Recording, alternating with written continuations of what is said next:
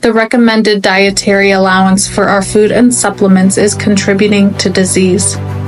It suggests that minimal amounts of micronutrients are sufficient, but in reality, our bodies require significantly higher levels of various micronutrients to maintain optimal health.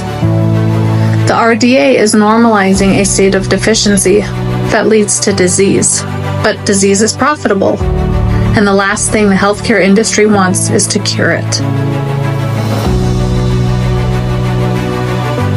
Join us as we unveil the lies and shine a light on orthomolecular medicine.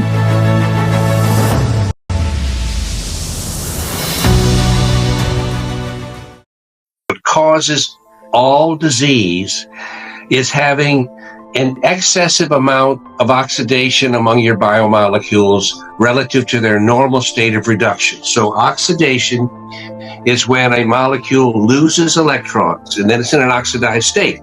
When you have a biomolecule, RNA, DNA, protein, fat, you name it, enzyme, and that molecule gets oxidized and loses one or more electrons, it either becomes less functional or completely devoid of function. So you completely take one biomolecule out, if you will, when it's oxidized. You have different agents that oxidize, and they're known as toxins. Mm-hmm. Toxin is the same thing as a pro-oxidant, free radical. They're synonyms. So the enemies of health, if you will, are toxins, no matter how you encounter them. Because all toxins cause toxicity and secondary disease by oxidation, nothing else. Right. Now, you might say, well, how could then just that cause so many different diseases? Well, that's because the toxins have different physical and chemical characteristics. One toxin goes in the fat, others goes in water soluble, one penetrates membranes, one's ionic, one concentrates in this tissue.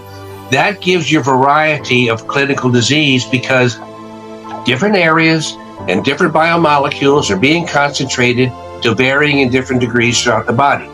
That's the entirety of what causes the disease.